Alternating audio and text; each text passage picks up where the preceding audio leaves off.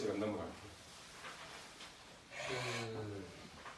아까 이제 이게 우리가 정신도 이렇게 하나하나씩 분할해서 분석적으로 이렇게 제시하셨다고 말씀하셨는데, 제가 보기엔 데카르트는 정신은 그냥 내가 이제 의지라든지 상상을 한다든지 또는 어떤 수동적인 감각 능력이라든지 뭐 앞에서 얘기했던 나의 성질들 있잖아요. 뭔가 부정하고 긍정하고 많은 것들. 이제 네, 요런 것들은 제가 보기에는 분석적으로 얘기했지만 여기 6장에서는 보면은 그거를 일단은 이게 다 내 정신의 어떤 사고의 한 양태로서 존재하는 거고 불가분이다.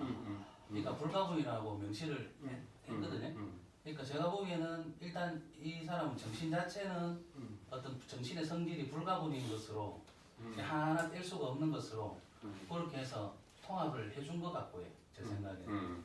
그러니까 그 반면에 신체는 가분적인 거기 때문에 신체 내지는 뭐 물체들은 가분적이기 때문에 그래서 정신과 본질적으로 좀 다른 부분이 있다. 요렇게 예, 근데 이제 제가 의문하는 거는 이거죠. 그렇게 어떤 부분으로 칸막이처럼 딱 경계를 지어가지고 요쪽 부분은 요거 지금 일단 데카르트가 우리한테 제시하는 거는 그런 거지 않습니까? 그 전체는 정신이라 하더라도 그 내에서 가지고 있는 역할 분담을 이제 쭉쭉 하면서 그 부분은 요건 요것이고 요건 요런 부분이고 이렇게 이제 이야기를 하죠.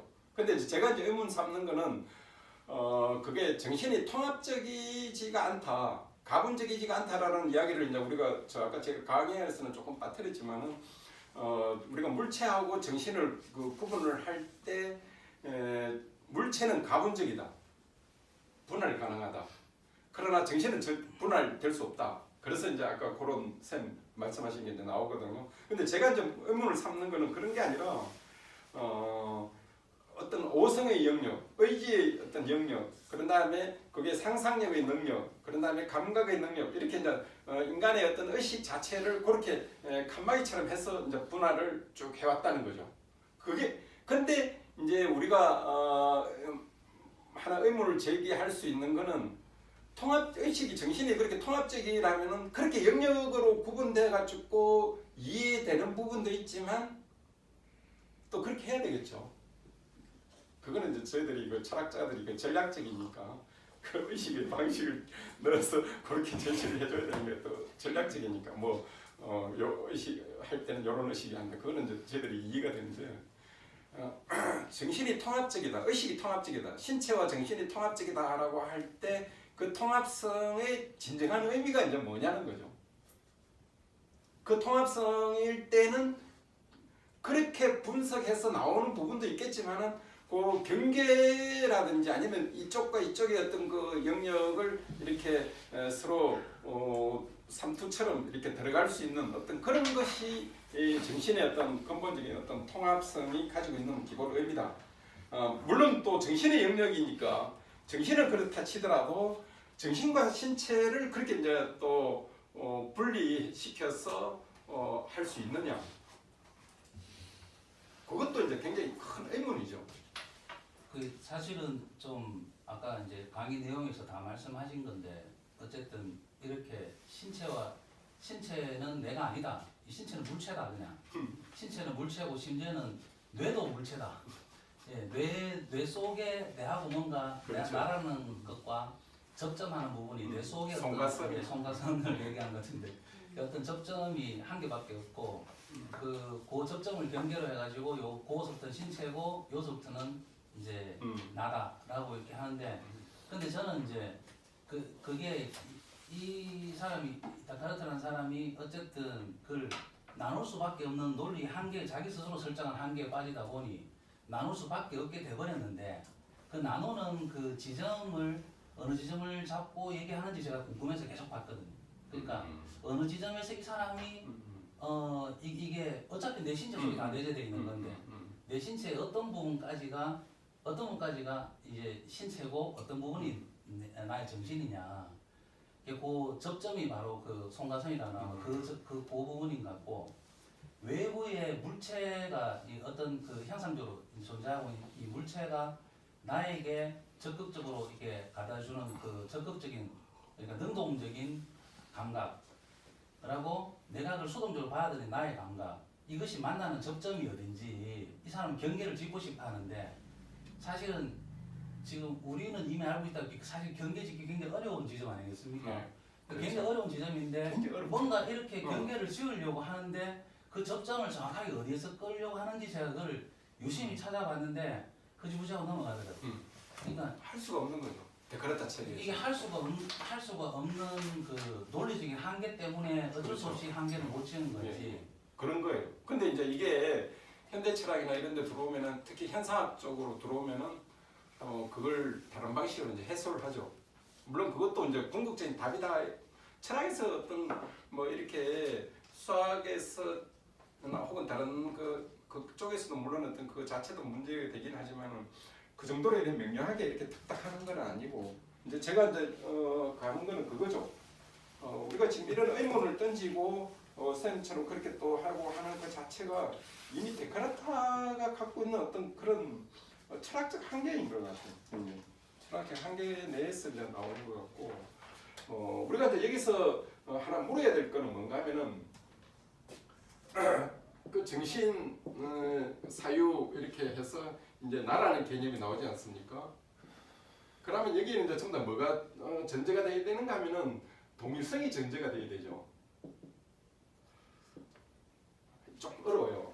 이게 이제 조금 어려운 문제로 들어가는데 그러니까 지금 여러분들도 내가 내일 수 있는 이유는 다른 분이 아니고 박 선생님일 수 있는 이유 뭐 그런 다음에 허 원장님일 수 있는 이유 이거는 전부 다 자기가 갖고 있는 어떤 동일성 자아의 동일성을 전제로 하고 우리가 관계를 맺는 거거든요. 쌤하고 어제의 관계 뭐 어제 무슨 행동했는지 술 드셨는지 아니면 뭐 공부를 하셨는지 아니 왜 거기를 쓰겠습니까? 저는 그냥 예를 들었는데 저는 그냥 예를 들어서 아니 혹시 맞았는지 안 맞았는지는 모르겠지만 하여튼 그런 어떤 전반적인 인상을 이제 셈에 대한 어떤 그걸 갖지 않습니까? 퍼슨 동일성 그게 이제 우리가 사람이 다 가지고 있는 혹은 어떤 물체에 대한 어떤 그 동일성 즉 아이덴티티를 이제 문제 삼는 거란 말이죠. 근데 데카르타는 이 정신은 나는 사유하는 존재다. 그러면 그 존재가 존재라고 딱 나왔을 때 이 동일성이 전제가 돼야지 즉 문제를 풀어줬어야지 나는 그 존재한다라는 것. 존재라는 게 뭡니까? 우리가 어떤 규정을 딱 해줘야지만이 그때 비로소 존재가 탄생하지 않습니까? 조금 어려워요. 문제가 좀 어렵게 들어갑니다 지금. 그렇지 않습니까? 셈에 대해서 우리가 관장님, 미술관장님에 대한 어떤 인상 그걸 갖는 거는 그 자체에서 이미 뭔가 제가 그동안 봐왔고 볼 수 있고 이렇기 때문에 그 셈에 대한 어떤 동일성을 제가 지금 깔고 있는 거거든요. 그런데 우리가 지금 데카르트한테서 이 자기 동일성에 대한 자기 확보가 지금 있었습니까? 데카르트한테서 사유는 나왔지만 서술이 안 돼, 규정이 안 되는 내가 있긴 있으되 그 있다는 것을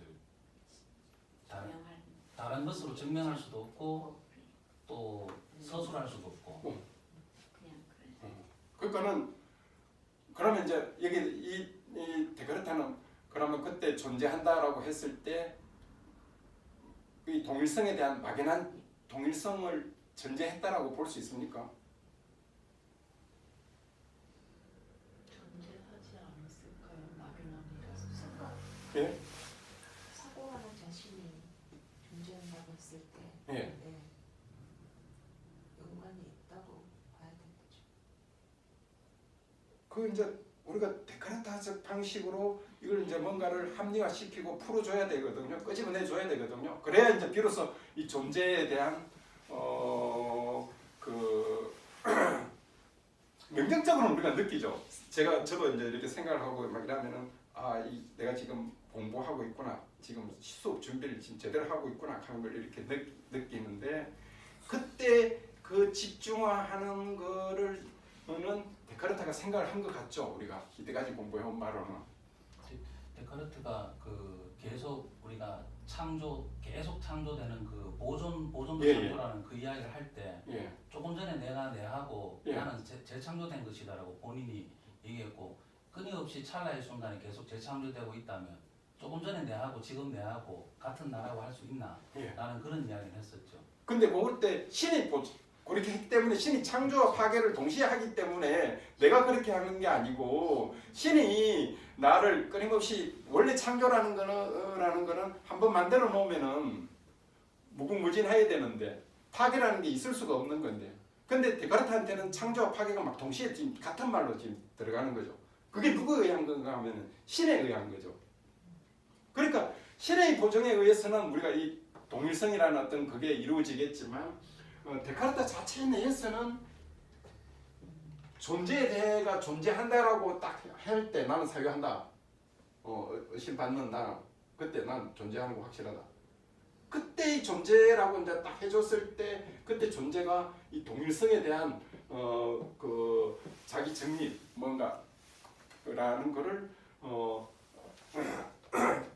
그거를 주제화시키지는 못했죠. 그냥 전제한 거죠.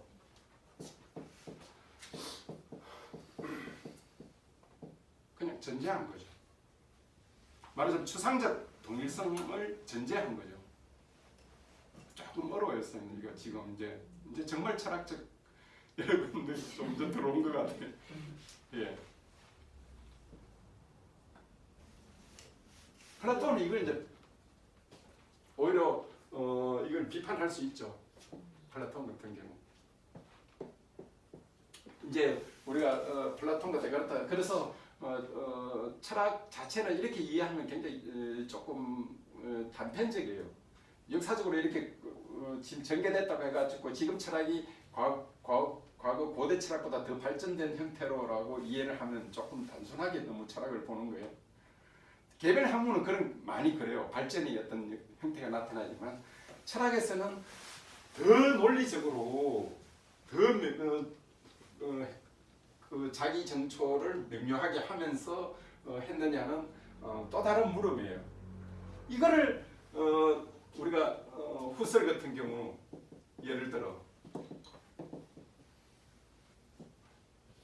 이 자기 동일성 자체가 시간의 내적의 어떤 흐름에 의해서 자기 동일성이 이루어지는 자기 확인 작업을 하면서 막 여기 이제 수동적 종합이라든지 뭐 이런 게 들어가요. 그건 이제 제가 사르트를 하면서 형식상으로는 사르트르는 휴머니즘이다라는 어떤 거 입문서지만은 제가 이제 거기에 존재와 무 그런 다음에 현상학에 대한 어떤 그 의식 분석 같은 거는 이제 강의 중에 이제 조금 하게 될 것 같아요. 여기서는 이제 이거를 본격적으로 문제점을 삼고 보다 더 정초를, 그래서 이제 진정한 의미에서 자기 정초가 이루어지는 거죠. 그러니까 이 추상적 어떤 동일성이 전제된 그렇다고 이게 없는 건 아니에요. 왜냐하면은 우리가 밀랍그 형태를 한번 들어가 봅시다. 제가 이제 그 밀랍의 어떤 형태를 여러분들이 이제 그 어떤 방식으로 이해를 할 수 있는가 하면 그게 데카르트가 이제 두 가지 방식으로 하나는 우리가 감각 지각을 이게 아니다 이거 밀랍의 어떤 형태가 그 볼 때는 진정한 의미에서의 뭐뭐는 아니, 요걸 잘 주목을 해야 돼요. 요 의식에서 뭐가 일어나고 있는지. 이게 감각으로서만 볼 수 있는 것, 사람이 지나가는 것 때 그냥 감각적으로만 보면은 그냥 그게 뭐 어떤 그거를 그냥 뭐 이런저런 사람이 뭐 지나가는 걸로 보는데, 사실은 그걸 진정한 의미에서 사람이 지나가는 걸로 볼 때는 뭔가 의식이 지금 들어가야 된다라고 할 때 그때 뭔가 하면은 그게 들어간다는 거는 그 속에서 이미 지금 의식이 여러 가지를 지금 막 분류를 하고 아니다라는 걸까지도 다 고려를 하고 자기 의식, 즉 오성의 어떤 의식이 들어가가지고 할 때 비로소 어떤 그 사람이 정말 진정한 의미에서 사람이 지나간다. 아니 밀랍이 진정한 의미에서의 본질은 이런 거다 하는 의식이 일어나죠. 그럴 때 사실은 데카르트가 보기에는 본 거예요. 그게 자기 동일성을 전제해야만이 그런 의식의 어떤 본질을 파악할 수 있다라는 것을 가능하죠. 그래서 보기는 봤지만 주제화를 못 시키죠. 그게 주제화 시킬 수가 없었어요. 왜냐하면은 거기에 데카르트 철학이 아직도 아주 초기적인 어떤 의식의 방식을 있기 때문에 이게 이제 현상학이나 이런 데 들어오면은 수동적 종합, 그런 다음에 시간의 어떤 의식 이런 걸 통해서, 그런 다음에 그 의식이 자기 의식의 자기 동일화가 이루어지는 과정에서 의식이 되는 거죠. 요게 이제 조금 어렵고, 여기 이제 그렇게 이야기하기 위해서는 그 후설에 대한 어떤 그 의식 방식에 대한 선험적 의식 방식에 대한 이해를 이제 해야 되는데, 그거는 이제 저희들이 사르트를 하면서 조금 더 제가 존재 의무를 사실은 여러분들하고 사르트르는 실존적 휴머니즘이라는 어떤 책이지만은 실질적으로 제가 이제 여러분들하고 많이 강의를 해야 될 거는 그 존재 의무, 그리고 변증법적 이성 비판 무엇인가라는 걸 하면서 후설하고 이런 관계를 조금 의식 현상학을 이제 사실은 강의를 하고 싶어가지고 그 후설을 어떤 그걸 했어요. 그래서 오늘은 우리가 문제의식으로 이런 것이 데카르타 철학에서 내재되어 있고, 한편으로는 플라톤 쪽에서 이런 비판이 가능하고, 다시 이제 좀 발전된 어떤 형태로 후설에서 나오는데, 그때가 이제 선험적인 거예요. 이때 선험적이라는 말은 무슨 말인가 하면은 토대가 경험적인 어떤 토대를 일단 관로를 치고, 우리가 이제 갖고 있는 뭐 여러 가지 신념, 경험적인 어떤 이런 데카르트가 갖고 있는 어떤 이 세계의 존재 전명, 대상의 어떤 존재 전명 이 자체 뭐 이런 것들에 대해서는 왜 자꾸 이런 물음들이 나오는가 하면은, 이런 물음들이 왜 자꾸 계속 세계의 존재 대상의 어떤 존재, 그런 다음에 이 관념, 여기에 대한 어떤 물음, 그런 다음에 신에 대한 어떤 보정 문제, 이런 것들이 왜 계속 나오는가 하면은, 의식 자체에 만약 들어오고 그게 의식의 어떤 구성물이라면은 우리가 현대식으로 패러다임 자체를 한번 바꿔보면 어때요, 여러분들? 즉 세계를 자꾸 대상이 있는 세계를 전제하고 거기에 대해서 어떤 관념, 이게 맞느냐 안 맞느냐, 그런 다음에 내가 구성하는 어떤 의식, 자, 이런 방식에서는 계속 이 대상과 세계의 어떤 문제가 계속 여기에서 걸리니까, 그렇게 될 때는 이 의식 자체가 진정한 의미에서의 어떤 의식이 아니라 자꾸 이 대상과 관련되는 어떤 이런 차원에서의 어떤 의식이니까, 이 패러다임을 한번 바꿔가지고 우리가 갖고 있는, 자아가 갖고 있는 어떤 이 구성적인 어떤 여기에 어떤 구성 능력이 있어가 이것이 세계를 해석해내는 어떤 기본적인 여기 어떤 그 구조가 세계를 이렇게 투영을 한다, 이렇게 세계를 바꿔보면 패러다임 자체가 안 바뀌겠습니까? 사유 자체를, 패러다임을. 그렇게 되면은 우리가 이 자아를 선험적으로 이해할 수 있죠. 뭔가 하면은 근본 토대가 이게 먼저 주어진, 이 토대에서 비로소 세계에 대한 어떤 이해, 의미, 그러면은 전부 다 이것들이 뭐가 되는가 하면은 전부 다 의식에 대한 어떤 현상으로 환원되겠죠. 의식에 대한 어떤 현상. 그러면 우리가 이 문제로 지금 자꾸 가가지고 신의 어떤 문제라든지 뭐 어떤 이 존재의 어떤 대상의 어떤 존재를 증명하다든지 이런 문제로 오는 게 아니라,